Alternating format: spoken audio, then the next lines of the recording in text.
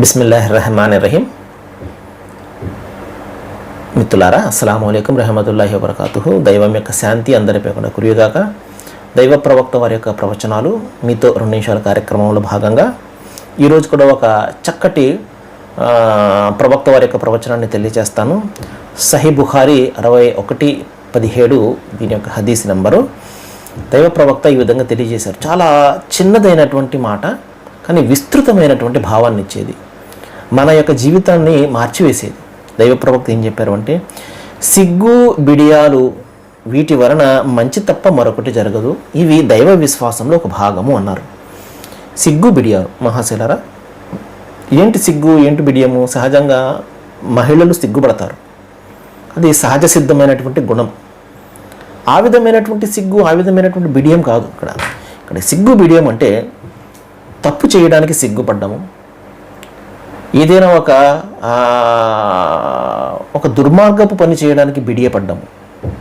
ఏమంటే ఉదాహరణకు మనిషి మద్యాన్ని సేవిస్తాడు, దానికి సిగ్గుపడ్డము, నలుగురు చూస్తారేమో. లేకపోతే ఒక అశ్లీల కార్యానికి చేయడానికి సిగ్గుపడ్డాము, నలుగురు చూస్తే ఏమనుకుంటారో.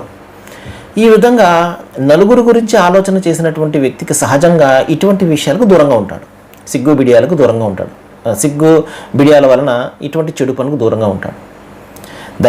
దైవ ప్రవక్త ఏం చెప్తున్నారంటే, ఈ విధమైన సిగ్గు బిడియాల వలన మనిషికి మంచి జరుగుతుంది. సరే, అతను ప్రజల గురించి ఆలోచన చేస్తున్నాడు, ఓకే, ప్రజలు ఏమనుకుంటారో అని చెప్పేసి ఆలోచన చేసి సిగ్గుతోటి బిడియంతో ఏమనుకుంటారో అని చెప్పేసి దూరంగా ఉంటున్నాడు, ఓకే, ఒక విధంగా మంచిదే.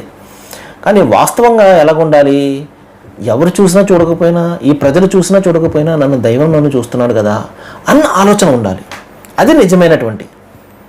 కాబట్టి సహజంగా ఒక సిగ్గు బిడియం ఉన్న ప్రజల కోసం భయపడి, ప్రజల కోసం అతను ఏమనుకుంటారో అని చెప్పేసి చెడులకు దూరంగా ఉంటాడు, దానివల్ల మంచి కలుగుతుంది.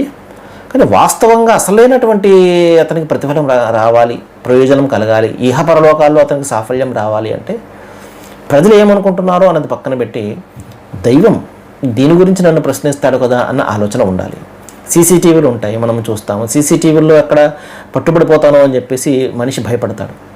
కానీ ఆ సీసీటీవీలు లేకపోయినప్పటికీ దైవం ఏర్పాటు చేసినటువంటి సీసీ కెమెరాస్ ఉన్నాయి, దైవం ఏర్పాటు చేసినటువంటి సీక్రెట్ కెమెరాలు ఉన్నాయి. నాకు కనబడవయ్యి, సీసీ కెమెరాస్ కనబడతాయి, కానీ ఈ దైవం ఏర్పాటు చేసినటువంటి కెమెరా నాకు కనబడవు అన్న ఆలోచన ఎప్పుడైతే ఉంటుందో మనిషి బహిరంగంగా కూడా చేయడు, అదేవిధంగా రహస్యంగా కూడా చేయడు. ఆ విధమైనటువంటి ఒక భయాన్ని మనిషిలో పుట్టించి ఒక సక్రమమైనటువంటి మార్గంలో నడిపించడమే దైవం యొక్క లక్ష్యము. సర్వే జనా సుఖినో భవంతు. Thank you very much.